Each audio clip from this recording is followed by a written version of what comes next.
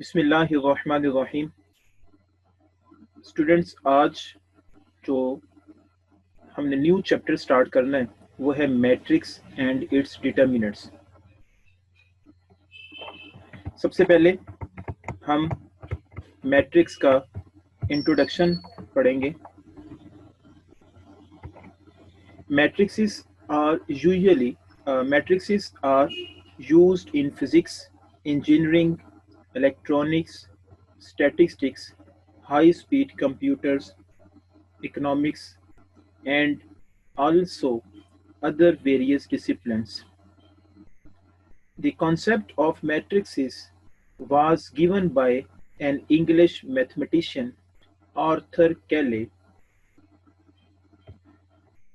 Arthur Cayley, 1821 to 1895, who first developed theory of matrices in 1857.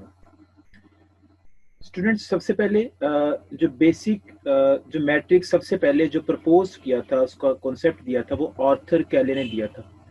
और जैसा कि हम पीछे पढ़ चुके हैं, अभी मैंने रीडिंग की है कि मैट्रिक्स डिफरेंट डिसिप्लिन्स में यूज़ होती हैं और उनमें फिज़िक्स, इंजीनियरिंग, इलेक्ट्रॉनिक्स और आपका इकोनॉमिक्स सब्जेक्ट भी इंक्लूड है। Next, what is matrix? Whenever one is dealing with data, there should be concern for organizing them in such a way that they are meaningful and can be readily identified. Summarizing data in a tabular form can serve this function. A matrix is a common device for summarizing and displaying numbers or data. बेटा, matrix होता क्या है? Basically matrix में हम अपने data को tabular form में और हॉरिजॉन्टल फॉर्म में इजीली एक्सप्रेस कर सकते हैं, जिसके ज़रिए हमारे लिए चीज़ को देखना और अंडरस्टैंड करना आसान हो जाता है। अब फॉर्मल डेफिनेशन मैट्रिक्स की क्या है वो हम पढ़ते हैं। A matrix is a rectangular array of elements enclosed in pair of square brackets. यहाँ पे बुक पे स्क्वायर का वर्ड मिसिंग था तो मैंने ऐड कर दिया स्क्वायर। ठीक है, तो मैट्रिक्स जो होती है वो उसको हम एक रेक्टेंगुलर फॉर्म में लिखते हैं। ठीक है, और वो इस तरह अरेज मतलब होता है कि उसकी तरतीब इस तरह होती है एलिमेंट्स की कि जिसको हम पेयर ऑफ स्क्वायर ब्रैकेट्स में लिख सकते हैं इजीली। अब मैं आपको एक एग्जांपल दिखाता हूं। जैसे स्टूडेंट्स, यहाँ पे उसने एक मैट्रिक्स लिखी हुई है। अब देखें, यहाँ पे एक हमारे पास स्क्वायर ब्रैकेट है, एक इधर स्क्वायर ब्रैकेट लगी हुई है। ये पेयर ऑफ स्क्वायर ब्रैकेट्स है और इसमें हमने एलिमेंट्स को अरेंज किया हुआ है रेक्टेंगल फॉर्म में। रेक्टेंगल फॉर्म स्टूडेंट्स कैसी फॉर्म होती है? ऐसी फॉर्म जिसमें नंबर ऑफ कॉलम्स और नंबर ऑफ रोज जो होते हैं वो स्टूडेंट्स इक्वल नहीं होते। रेक्टेंगल उसको बोलते हैं, ऐसी मैट्रिक्स को रेक्टेंगल, ऐसी फिगर को रेक्टेंगल बोलते हैं जिसमें कॉलम्स और रोज इनकी साइडें इक्वल नहीं होती, बल्कि हम कह सकते हैं ऑपोजिट साइड्स जो होती हैं वो इक्वल होती हैं। लेकिन हमने यहाँ पे हमारे पास जब हम पढ़ते हैं मैट्रिक्स को, आगे जाके स्क्वायर मैट्रिक्स भी आएंगी, लेकिन उस स्क्वायर मैट्रिक्स को फिर हम डेफिनेशन के अकॉर्डिंग किस तरह देखेंगे? स्टूडेंट्स, हम ये कह सकते हैं कि जो स्क्वायर मैट्रिक्स होती है वो बेसिकली जो है वो रेक्टेंगुलर मैट्रिक्स का ही एक स्पेशल केस है। वो किस तरह? स्टूडेंट्स, अगर हमारे पास चारों साइड्स स्क्वायर रेक्टेंगल की इक्वल हो जाएं तो उसको हम स्क्वायर मैट्रिक्स बोलते हैं। कि ऐसी फिगर ऐसी फिगर जिसमें चारों साइड्स चारों साइड्स रिक्टेंगल की सेम हो, तो ऐसी फिगर को हम स्क्वायर बोल देते हैं। लेकिन अब हम बात कर रहे हैं मैट्रिक्स के अंदर।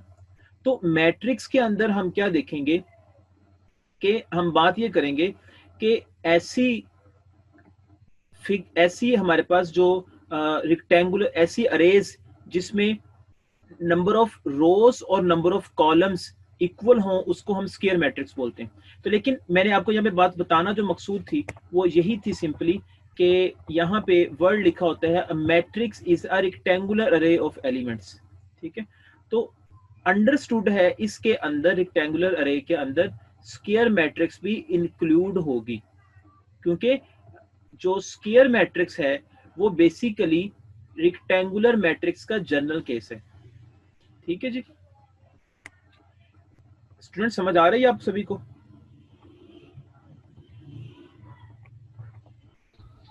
जी सर, आ रही है समझ।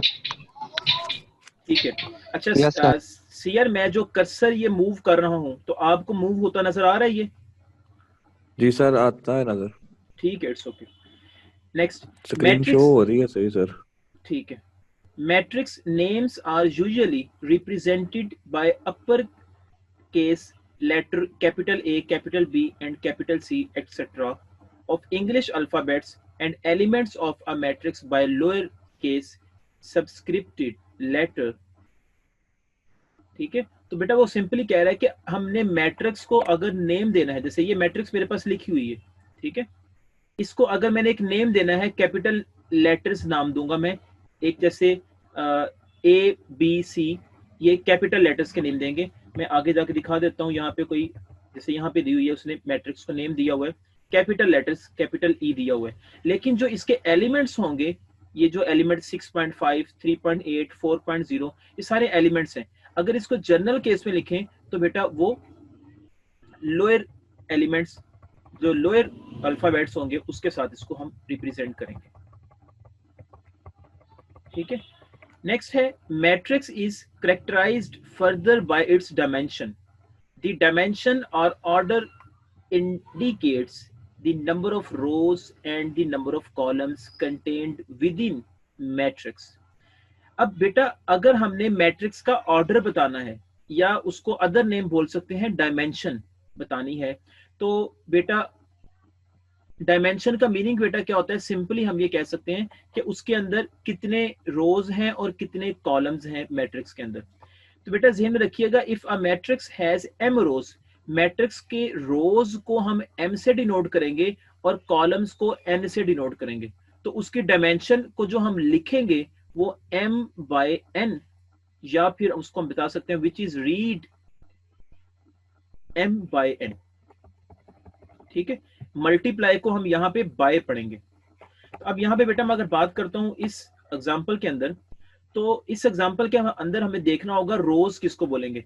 बेटा ये हॉरिजेंटल जो होती है ना किसी भी मैट्रिक्स के अंदर, लाइंस, ये हॉरिजेंटल, ये वाली, ये हॉरिजेंटल, तो बेटा इसको हम रोज बोलते हैं, और जो वर्टिकल होते हैं इसको हम कॉलम्स बोलते हैं। ओके स्टूडेंट्स, यहाँ पे अब देखें कि इसमें कितने रोज हैं। एम हमने बोला था अभी, वो रोज को शो करता था।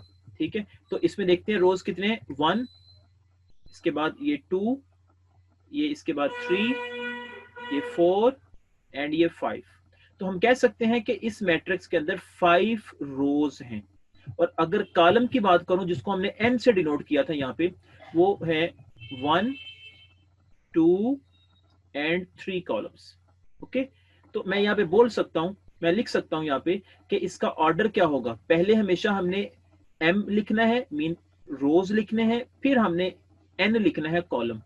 तो इसमें हमारे पास 5 रोज थे, 1 2 3 4 5। मैं लिखूंगा m बाय n, जो है वो हमारे पास 3 होगा, 3 कॉलम्स। ओके, तो इसका ऑर्डर होगा m by n which is equal to 5 by 3, कि 5 इसके अंदर रोज हैं और 3 इसके अंदर कॉलम्स हैं। होपफुली स्टूडेंट्स आपको ये ऑर्डर समझ आ गया होगा। जी यार, आपको ऑर्डर समझ आ गए?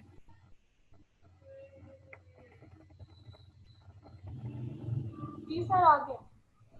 बेटा ये कर्सर जो मूव कर रहा हूँ मैं बार बार पूछ रहा हूँ, आपको नजर आ रहा है ये कर्सर?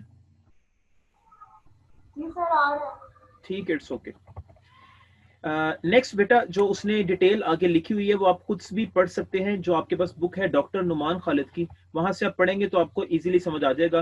मैंने बेसिक आपको कॉन्सेप्ट बता दिया है कि मैट्रिक्स होती क्या है, उसमें रोज और कॉलम्स क्या होते हैं। मैट्रिक्स को डिनोट हम capital letter A B C से करते हैं, और जो उसके एलिमेंट्स को डिनोट करते हैं वो small letter small A small B small C up to so उस तरह करते हैं। अब बेटा यहाँ पे जनरलाइज फॉर्म है मैट्रिक्स की। Generalize form of a matrix ये क्या होगा? A matrix A containing A I J has general form.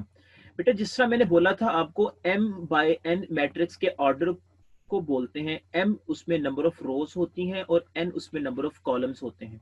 Mean m रोज की तादाद को बोलते हैं और n कॉलम्स की तादाद को बोलते हैं। तो यहाँ पे जो ए आई जे है, यहाँ पे हम इस ए आई जे को किस तरह लिखेंगे एक्सपेंड करके। अब देखें बेटा, आई यहाँ पे फर्स्ट रो को शो करेगा और यहाँ पे जो जे लिखा हुआ है वो कॉलम को शो करेगा। आई शो करेगा रो को और जे शो करेगा कॉलम को। तो यहाँ देखें अगर गौर से, ए वन फर्स्ट एलिमेंट ए वन ए वन ए वन, बेटा ये सारे शो कर रहे हैं पहला एलिमेंट्स आई, जिसकी जगह पे हमने वन वन और वन लिखा हुआ है, ये रोज को शो कर रहे हैं कि फर्स्ट रो में ये एलिमेंट्स आ रहे हैं। अब इसी तरह यहाँ पे पहले लिखा हुआ है टू लिखा हुआ है, यहाँ पहले टू लिखा हुआ है, यहाँ पहले भी टू लिखा हुआ है, तो मीन ये शो कर रहा है सेकंड रोज के एलिमेंट है। इसी तरह जनरलाइज फॉर्म में जब लिख रहे हैं तो बेटा आपको पता था कि रोज के लिए m यूज करते हैं, तो अगर m पहले लिखा हुआ है, m पहले लिखा हुआ है, m पहले लिखा हुआ है, तो शो करेगा वो रोज की, वो रोज होगी। और सेकंड जो उसका सेकंड होगा सबस्क्रिप्ट, वो बेटा शो करता है कॉलम को। मीन वन फर्स्ट रो और ये वन शो कर रहा है फर्स्ट कॉलम को। इसी तरह ये फर्स्ट वन जो है वो शो करता है फर्स्ट रो को, और टू ये शो कर रहा है सेकंड कॉलम को। इसी तरह ये फर्स्ट वन फर्स्ट रो को शो कर रहा है और एन जो है ये शो कर रहा है फर्स्ट लास्ट कॉलम को जनरलाइज फॉर्म में। ठीक है, तो हम ये लिख सकते, अगर आपसे सिंपली कहा जाए कि A21 बताएं इसकी पोजीशन किधर होगी, तो बेटा आपको पता होगा कि टू जो फर्स्ट नंबर पे आता है वो रोज को शो करता है, और जो सेकंड नंबर पे आता है वो कॉलम्स को शो करता है। तो आप यहाँ से बता सकते हो कि रोज इसमें टू है, मतलब दूसरी रो में से एलिमेंट लिया गया है, और कौन सा लिया गया है जो फर्स्ट एलिमेंट में आता है, तो आपको इजिली पता चल जाएगा कि इसकी पोजीशन यहाँ पे होगी। इसी तरह से अगर लिखा पूछा जाए कि A22, तो आप ये किस पोजीशन पे आएगा, तो आपको पता होगा कि फर्स्ट जो टू शो करता है वो रोज को शो करता है, और जो सेकंड जो होता है एलिमेंट वो कॉलम को शो करता है। तो यहाँ पे टू रोज हैं और टू ही यहाँ पे कॉलम है, तो मीन इसकी पोजीशन यहाँ पे आएगी एज जैसे यहाँ पे बताया गया है। This matrix has m rows and n columns. For convenience, we shall write the matrix A as. तो हम अपनी आसानी के लिए बेटा इस इतनी बड़ी मैट्रिक्स को हम इस सिंबल में भी लिख सकते हैं, A is equal to A I जे।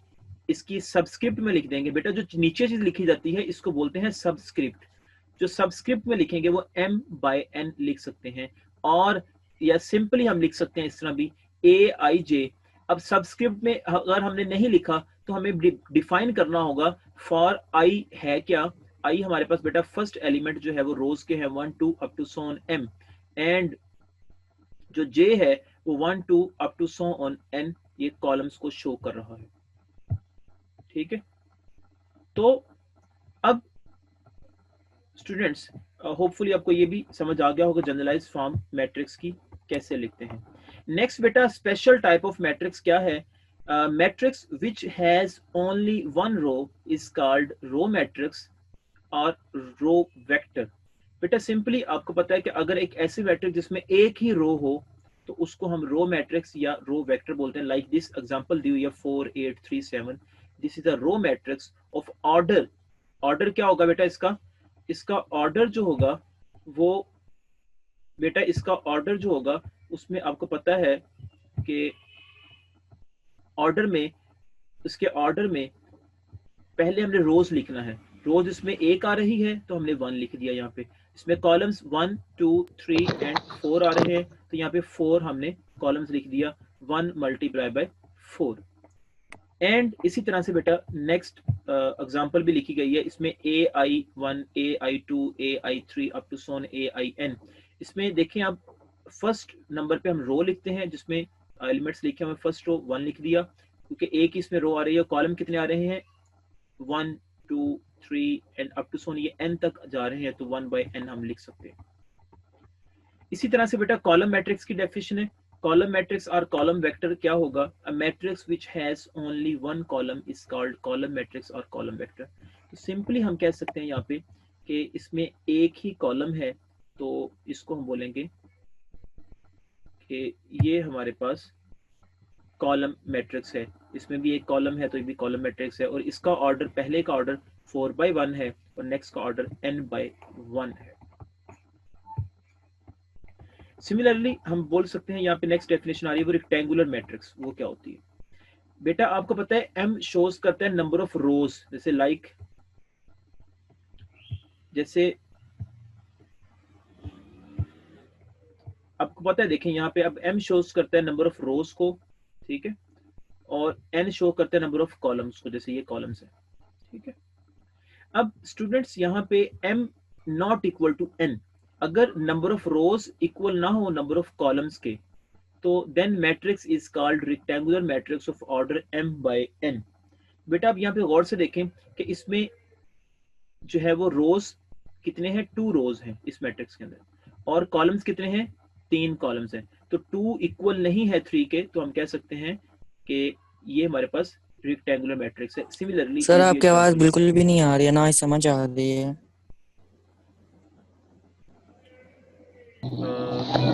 आ रही है सर जी, बिल्कुल साफ आवाज आ रही है हमें तो। सर आपकी आवाज बिल्कुल ठीक आ रही है। आई थिंक भाई के नेट का इशू है, आवाज तो बिल्कुल सही कन्वे हो रही है।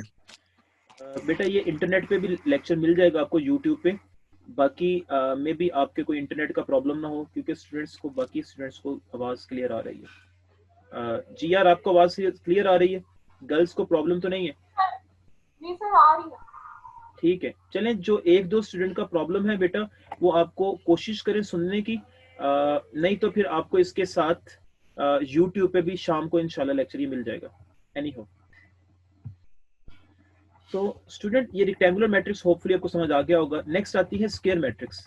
बेटा if m is equal to n, then the matrix is called square matrix of order m और n। बेटा अगर हमारे पास ऐसी मैट्रिक्स जिसमें नंबर ऑफ रोज और नंबर ऑफ कॉलम्स इक्वल हो, अब देखिए गौर से जरा, इसमें नंबर ऑफ रोज कितने हैं, 2 रोज हैं, 1 2, और कॉलम कितने हैं, 1 एंड 2। तो इसमें 2 रोज मतलब उसका ऑर्डर क्या होगा, 2/2, इसका ऑर्डर क्या होगा, 2/2। अब इस तरह पहले को अगर मैं देखूं, 3 लिखा हुआ है, इसमें रोज कितने हैं, 1 रो, कॉलम कितने हैं, 1 कॉलम, तो इसका ऑर्डर क्या होगा, 1/1। और इसी तरह इसको हम अगर बात करते हैं तो इसमें 3 रोज हैं और 3 ही कॉलम्स हैं, तो इसका ऑर्डर क्या होगा, 3/3। लेकिन यहाँ पे उसने सिंपली स्टूडेंट्स लिखा हुआ है ऑर्डर 1 2 3।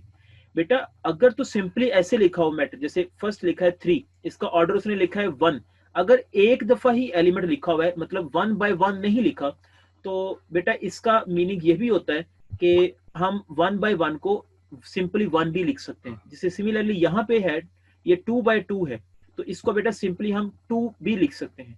सिमिलरली ये है हमारे पास, इसको 3/3 नॉर्मली लिखते हैं, लेकिन अगर आपको लिखा हुआ नजर आए 3 सिंपली ऑर्डर, तो इसको हम इसका मीनिंग भी 3 भी इसको सिंपली हम कह सकते हैं।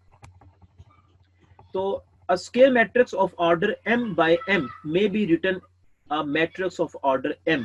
ठीक है, अभी जो बात मैं बोल रहा था वही बात है कि अगर m by m लिखा हो तो इसको सिंपली हम m भी लिख सकते हैं, क्योंकि बेटा उसमें रोज और कॉलम्स की तादाद सेम होती है। नेक्स्ट है बेटा जीरो और नल मैट्रिक्स। ये क्या होता है, a matrix whose each element is zero called null और zero matrix, it is denoted by capital O। देखिए बेटा मैट्रिक्स मैंने ये लिखा हुआ है, ये लिखा हुआ है, ये लिखा हुआ है, सारों के अंदर एलिमेंट्स जीरो हो, मतलब हर एलिमेंट मैट्रिक्स में जीरो हो, तो उसको हम नल मैट्रिक्स या जीरो मैट्रिक्स भी कह सकते हैं। नेक्स्ट है बेटा ट्रांसपोज ऑफ अ मैट्रिक्स। ये क्या होता है, if A excuse me sir. Yes sir ये जो आप पढ़ा रहे हैं, ये डेफिनेशन और एग्जांपल की फॉर्म में आएगा पेपर में? बेटा ये अभी जो मैं बता रहा हूँ ये डेफिनेशन भी पेपर में आपको आ सकती है और बेसिकली आगे जाके इसकी एक्सरसाइज हम करेंगे, उसमें इसकी इम्प्लीमेंटेशन होगी। तो इस वजह से first of all we have to understand all these definitions. After that, if we understand these definitions, then we solve the problems related to these definitions easily. Okay. जी सर। सर ये तो I think वो FSC से reciprocal हैं सभी ना, उसी से मिलती जुलती हैं।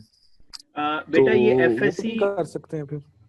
बेटे ये एफएससी वाला ही है, क्योंकि आपका मैंने बोला था कि कुछ बेसिक डेफिनेशंस, बेसिक चीजें जो कि आपके इकोनॉमिक्स डिपार्टमेंट में जो आपका कोर्स है ये उसमें, क्योंकि आगे जाके इसकी इकोनॉमिक्स में इम्प्लीमेंटेशन होगी, तो आप सभी के लिए बेसिक चीजों को समझना बहुत जरूरी है। ठीक है, तो इस वजह से स्टूडेंट्स आपको ये चीजें पहले समझनी होगी। मैं इस वजह से इतनी डिटेल में बता रहा हूं क्योंकि आप में से सभी स्टूडेंट्स एफएससी करके नहीं आए, ना आईसीएस करके आए। मैंने जब शुरू में इंट्रोडक्शन लिया था स्टूडेंट्स का, तो बेटा अक्सर स्टूडेंट्स ने एफए या सिंपली जो है वो आईकॉम वगैरह किया हुआ था। उन स्टूडेंट्स के लिए ये इट्स न्यू थिंग। ओके, तो अगर आपको समझ है पहले, तो आपने जहां से एफएससी से पढ़ा हुआ है वेल एंड गुड, आप उसको रिवाइज कर लें या इसको समझ लें, एक ही बात है, डिफरेंट नहीं है।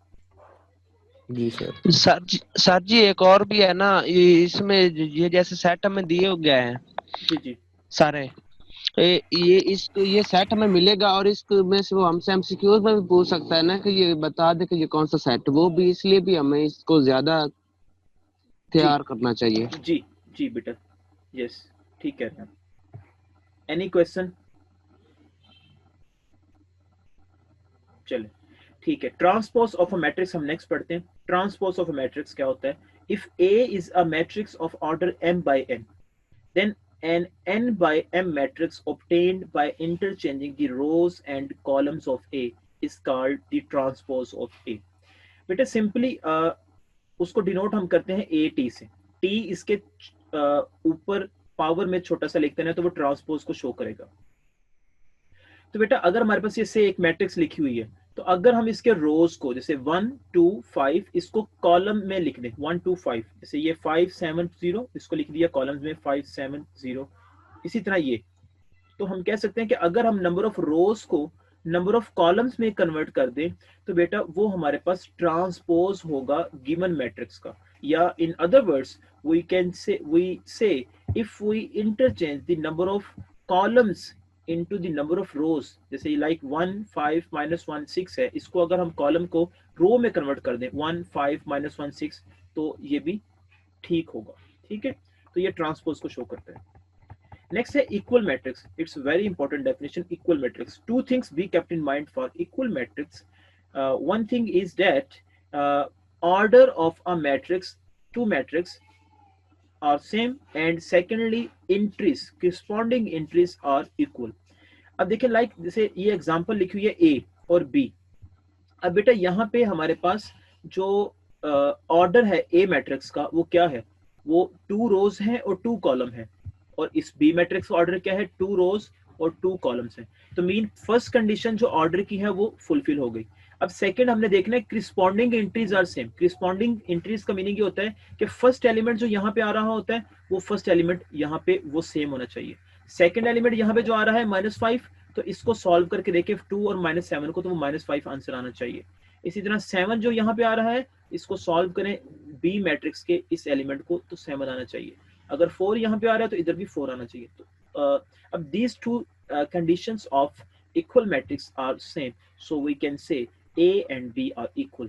Okay, two matrices of same order are said to be equal if their corresponding entries are same. So we write as A is equal to capital B. Now next definition is symmetric matrix. A square matrix A is called symmetric if A transpose is equal to A. बेटा symmetric matrix के लिए बहुत important चीज, first of all जिस matrix को आप symmetric prove करना चाहते हो उसके लिए पहले वो स्क्वायर मैट्रिक्स होना चाहिए। अब स्केयर मैट्रिक्स क्या होता है, अभी पहले बोला था कि ऐसा मैट्रिक्स जिसमें नंबर ऑफ रोज और नंबर ऑफ कॉलम्स जो होते हैं वो स्टूडेंट्स सेम हो, ठीक है। जैसे लाइक एग्जांपल जैसे ये दी हुई है, देखें यहाँ पे इस मैट्रिक्स के अंदर नंबर ऑफ रोज कितने हैं, 1 2 3, 3 रोज हैं, और कॉलम कितने हैं, 1 2 एंड 3, 3 कॉलम्स। तो सो इसमें रोज और कॉलम्स की जो तादाद है वो सेम है, तो ये स्केयर मैट्रिक्स हो गया। अब इसके लिए हमने क्या करना है, इसका जब हम ट्रांसपोज लेते हैं, इस ए मैट्रिक्स से जब ट्रांसपोज लेते हैं, तो ट्रांसपोज कैसे लेंगे स्टूडेंट्स, जो नंबर ऑफ ये रोज जो होगी इसको कॉलम में कन्वर्ट कर देंगे। देखें 2 4 3, इसी तरह 4 2 -4 है, इसको कॉलम में कन्वर्ट कर दे 4 2 -4। इसी तरह ये 3 -4 3, इसको कन्वर्ट कर दे कॉलम में 3 -4 और 3। तो ये बेटा हमारे पास ए ट्रांसपोज आ जाएगा। अब हमने देखना है क्या ये जो आंसर हमारे पास आया है ये स्टूडेंट ए के इक्वल है। अब देखें गौर से इसी मैट्रिक्स को दोबारा से कि ये चीज इक्वल वाकई ही है, ये शुरू वाली मैट्रिक्स के सारी चीजें सेम है, 2 4 3 4 2 -4 3 -4 3। So we write as this is equal to A, hence A transpose is equal to A, ठीक है। नेक्स्ट है स्क्यू सिमेट्रिक और anti symmetric. A square matrix A is called skew symmetric या anti symmetric if A transpose is equal to -A। Simply difference यहाँ पे student यहाँ पे क्या है कि A का जब ट्रांसपोज लेंगे तो उसका आंसर -A आना चाहिए, ठीक है।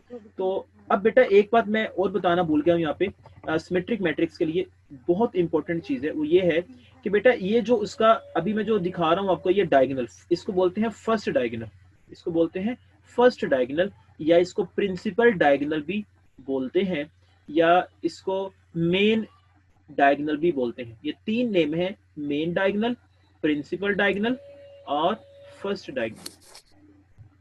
अब बेटा इनके अंदर कोई भी आप एलिमेंट खुद से लिख दें, मतलब कुछ भी लिख दें, 1 लिख दें, 2 लिख दें, 3 लिख दें, जैसे उसने 2 2 3 लिखा हुआ है, आप कुछ भी लिख सकते हैं। लेकिन इसके अलावा जो बाकी एलिमेंट्स हैं, जैसे यहाँ पे 4 है तो यहाँ पे भी 4 लिखना पड़ेगा। मतलब एग्जाम्पल बता रहा हूँ, खुद से आपने एग्जाम्पल कैसे लिखनी है सिमेट्री की। बेटा जो चीज यहाँ पे लिखी होगी वही चीज यहाँ पे लिखनी हो, जो चीज यहाँ पे लिखी हुई है जैसे 3, तो वो भी वही एलिमेंट यहाँ पे लिखना लाइक 3। अगर जो चीज यहाँ पे लिखी हुई है -4, वही चीज यहाँ पे लिखनी है। मीन यहाँ पे खुद से कुछ भी लिख सकते हैं, यहाँ पे 3 और 3 यहाँ लिख सकते हैं। मतलब जब 4 और 4 लिखा, यहाँ पे खुद से कुछ भी लिख सकते हैं, लेकिन वो सेम होना चाहिए। जैसे 4 की जगह मैं लिख देता हूँ 5, तो मुझे यहाँ पे भी 5 लिखना पड़ेगा। अगर 3 की जगह लिखता हूँ 7, मुझे इस 3 की जगह पे भी 7 लिखना पड़ेगा। अगर इस -4 की जगह पे मैं 0 लिखता हूँ तो मुझे यहाँ पे भी 0 लिखना पड़ेगा, ठीक है। तो मेन डायगोनल में कुछ भी लिखने, इससे कोई फर्क नहीं पड़ता। तो देन आप उस प्रॉब्लम को जब सॉल्व करेंगे, उसका ट्रांसपोज लेंगे, तो वो बेटा सिमेट्रिक ही हमेशा आएगा। समझ आ गई होगी होपफुली आपको। नेक्स्ट बेटा जो है वो एंटी सिमेट्रिक में या स्क्यू सिमेट्रिक में बेटा आंसर -A के इक्वल आना चाहिए ट्रांसपोज जब लें। तो इसकी एग्जांपल को ध्यान में रखने के लिए बेटा कैसे एग्जांपल को आप खुद से लिख सकते हैं। बेटा इसमें जो मेन डायगोनल है या प्रिंसिपल डायगोनल है या फर्स्ट डायगोनल है, इसमें सारे एलिमेंट्स 0 0 होने चाहिए। लेकिन इसके अलावा जो बाकी एलिमेंट्स हैं, जैसे -4, इधर 4 लिखा हुआ है, तो मीन अगर हम यहाँ पे -4 लिखते हैं तो स्टूडेंट इसका वही एलिमेंट लिखेंगे यहाँ पे, लेकिन उसकी अलामत चेंज करेंगे। अगर यहाँ प्लस लिखा हुआ है तो यहाँ पे माइनस लिखेंगे। सिमिलरली अगर यहाँ पे 3 लिखा हुआ है तो इधर हम -3 लिखेंगे। अगर इधर -1 लिखा हुआ है तो इधर +1 लिखेंगे। मीन एलिमेंट सेम होगा लेकिन अलामतें डिफरेंट होगी। जब इस तरह के प्रॉब्लम्स को हम जब ट्रांसपोज लेते हैं तो हमारे पास ये आ जाएगा, और देन उसमें से जब माइनस कॉमन लेंगे बेटा, ये जो रिजल्ट है ये equal to given matrix A के इक्वल आएगा। तो मैं इस जगह पे लिख सकता हूँ ए, जैसे यहाँ पे 0 0 4 4 3 3 -4 -4 0 0 -1 -1, ठीक है। तो ये चीज हमारे पास इस तरह होगी। तो अब हम कह सकते हैं कि A transpose equal to -A answer आ गया, तो हम कह सकते हैं कि A इज स्क्यू सिमेट्रिक, ये हमारे पास होगी। नेक्स्ट बेटा है डायगोनल मैट्रिक्स। डायगोनल मैट्रिक्स किसको बोलते हैं? एक square matrix A which is equal to Aij of order n is called diagonal matrix। अब देखें बेटा, यहाँ पे मैंने आपको शुरू में बोला था जनरलाइज फॉर्म मैट्रिक्स की किस तरह लिखते हैं, उसने जनरल फॉर्म लिखा हुआ है Aij, ठीक है। तो वो ऑर्डर n का है, मीन ये nth ऑर्डर की लिखी हुई है, तो वो डायगोनल मैट्रिक्स होगा if Aij is equal to 0 for all I is not equal to j। ठीक है, and at least one aij is not equal to 0 for all ij is equal to i is equal to j। अब बेटा वो यहाँ पे basically ये कहना चाह रहा है, मैंने यहाँ पे ये जो लिखा है पहले ये 3/3 की जनरल फॉर्म लिखी है, अब इसमें a11 a12 13, ठीक है। अब ये एक मेरे पास मैट्रिक्स लिखा हुआ है, अब इस मैट्रिक्स की अगर अब वो इस डेफिनेशन में ये बात कह रहा है aij मतलब i not equal to j। अब देखें यहाँ पे बेटा जो मेन डायगोनल है इसमें फर्स्ट एलिमेंट i होता है, सेकंड एलिमेंट भी j होता है, इसी तरह first element i second element j, first element i second element j। बेटा ये i j जो है वो सिर्फ मेन डायगोनल में सेम होंगे, i j सिर्फ मेन डायगोनल में सेम होंगे, इसके अलावा बाकी सभी जगह पे मतलब 2 1 1 2 1 3 3 1 3 2 2 3 वो डिफरेंट होंगे। तो बेटा हम यहाँ पे ये बात कर रहा है कि i not equal to j mean कि अगर i इक्वल टू j नहीं होगा, जैसे इसमें i इक्वल टू j नहीं है, इसका 2 और 1, इसमें i क्या है 3 और 1 ये सेम नहीं है, 3 और 2 ये भी सेम नहीं है, 1 और 2 ये भी सेम नहीं है, 1 और 3 ये भी सेम नहीं है, 2 और 3 ये भी सेम नहीं है। तो वो कहते हैं इन सारों को जो सेम नहीं है वो उनको 0 रख दें आप, जैसे यहाँ पे मैंने 0 रख दिया, इसको 0 रख दिया, इसको 0 रख दिया, इसी तरह इसको 0 रख दिया, इसको 0 रख दिया, इसके 0 रख दिया।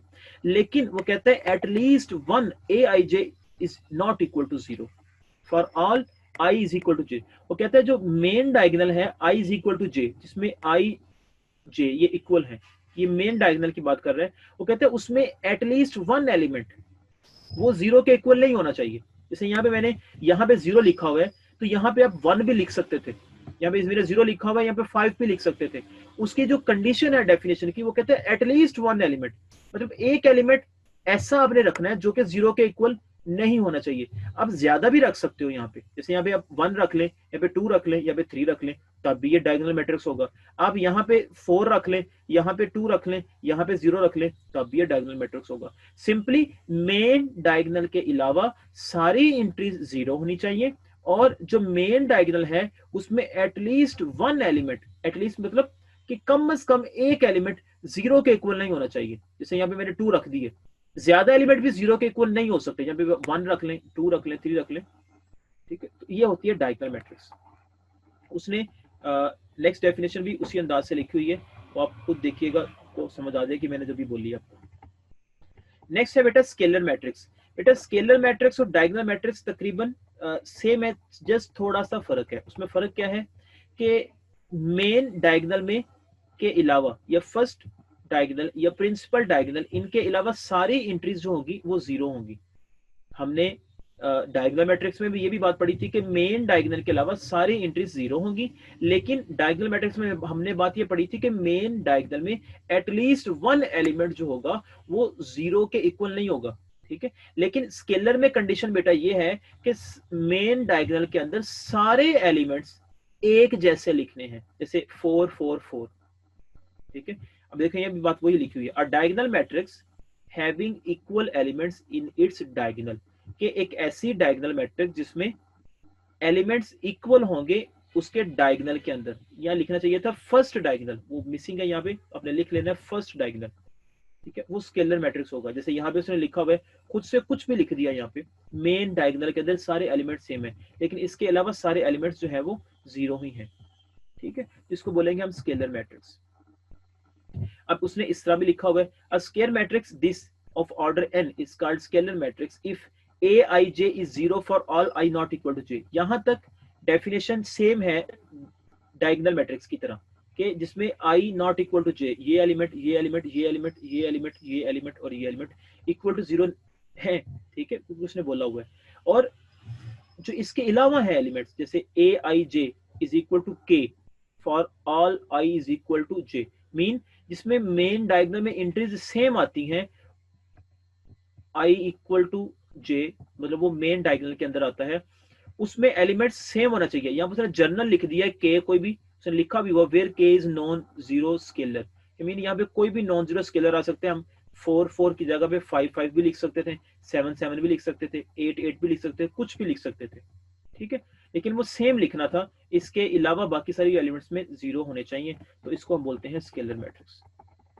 आगे है आइडेंटिटी मैट्रिक्स। बेटा ये आइडेंटिटी मैट्रिक्स स्केलर मैट्रिक्स की तरह ही है, जस्ट अगर हम मेन डायगोनल में 1 1 लिखने, मेन डायगोनल में प्रिंसिपल डायगोनल में 1 1 लिखने, बाकी सारे एलिमेंट 0 हो तो उसको हम आइडेंटिटी मैट्रिक्स बोलते हैं। जैसे लाइक दिस, यहाँ पे देखें 1 1 है, बाकी सारे 0 0 है, 1 1 मेन डायगोनल, बाकी सारे 0। अब लेकिन यहाँ पे अब 1 by 1 ऑर्डर है तो इसमें बाकी एलिमेंट्स बनते नहीं है, तो वो 0 ही होंगे अगर होते। अंडरस्टूड है, तो हमने इसको बोल दिया कि ये भी आइडेंटिटी मैट्रिक्स है। तो a square matrix having each element of diagonal equal to 1 is called unit matrix or identity matrix. It is generally denoted by capital I. बेटा एक बात बड़ी इंपॉर्टेंट बात है, वो ये ज़हन में रखनी है आपने कि डायगोनल मैट्रिक्स, स्केलर मैट्रिक्स और यूनिट मैट्रिक्स, इन सारी मैट्रिक्स में आपके पास जो आपने लेनी है मैट्रिक्स, लेट करनी है या जो स्टार्ट में लेंगे, वो स्केयर मैट्रिक्स होगी। ठीक है, अब यहाँ पे भी वही बात लिखी हुई है, square matrix this of order n is called unit or identity matrix if aij is equal to 0 for all I not equal to j। मतलब यहाँ तक सेम बात लिखी हुई है प्रीवियस डेफिनेशन की तरह, लेकिन aij is equal to 1 होगा for all I is equal to j, mean main diagonal के लिए वो 1 1 लिखने। जो सी डेफिनेशन आपको आसान लगती है दोनों में से, आप वो इजीली कर सकते हैं, इसमें कोई प्रॉब्लम नहीं है। नोट में बेटा आपने बात ध्यान में रखनी है, वो ये है कि every scalar and identity matrix is diagonal matrix but its converse may और मे नॉट बी ट्रू। कि हर स्केलर और आइडेंटिटी मैट्रिक्स, देखिए बेटा ये हमारे पास आइडेंटिटी मैट्रिक्स ही, इसी तरह ऊपर स्केलर मैट्रिक्स ही, वो जो है वो डायगोनल मैट्रिक्स होती है। देखिए ये डायगोनल मैट्रिक्स है क्योंकि डायगोनल की ये कंडीशंस पूरी कर रही हैं। क्योंकि आपको पता है डायगोनल मैट्रिक्स किसको बोलते हैं कि मेन डायगोनल के अलावा बाकी सारे एलिमेंट 0 होने चाहिए, लेकिन मेन डायगोनल में एंट्रीज एटलीस्ट 1 एलिमेंट 0 के इक्वल नहीं होना चाहिए। ज्यादा एलिमेंट भी 0 के इक्वल नहीं, ज्यादा एलिमेंट भी 0 के इक्वल नहीं हो सकते। जैसे ये हमें पूरे एलिमेंट्स लिखे हुए हैं 1 1, कोई भी एलिमेंट 0 के इक्वल नहीं है, तो हम इसको भी कह सकते हैं ये डायगोनल मैट्रिक्स है। ठीक है, इसी तरह स्केलर मैट्रिक्स भी डायगोनल मैट्रिक्स होती है, लेकिन उनका उलट, कन्वर्स मीन होता है उलट, उनका ट्रू नहीं है। मतलब कहने का कि हर डायगोनल को हम स्केलर या हर जो है वो डायगोनल को आइडेंटिटी मैट्रिक्स हम नहीं कह सकते।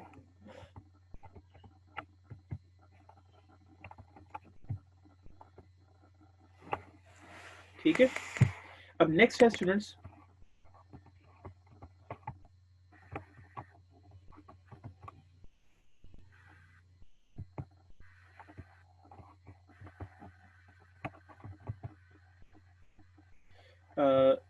स्टूडेंट्स होपफुली आपको आज का लेक्चर समझ आ गया होगा। इंशाल्लाह नेक्स्ट लेक्चर जो अभी मैं आपको ऑन करूंगा लेक्चर आपका, और उसमें हम इसकी एप्लीकेशंस पढ़ेंगे कि किस तरह ये डेफिनेशंस अपनी प्रॉब्लम्स के ऊपर हम इनको अप्लाई कर सकते हैं। उम्मीद है कि आप सभी स्टूडेंट्स को ये लेक्चर समझ आ गया होगा। सीआर समझ आ गया? जी सर, आ गई है समझ। जी यार, आपको?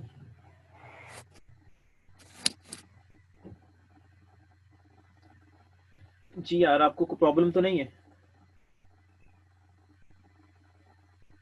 मुझे लगता है जी आर मौजूद नहीं है ग्रुप मीटिंग में।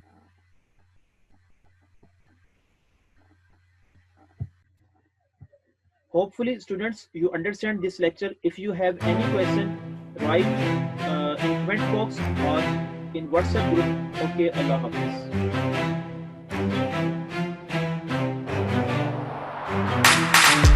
Allah Hafiz. Allah Hafiz.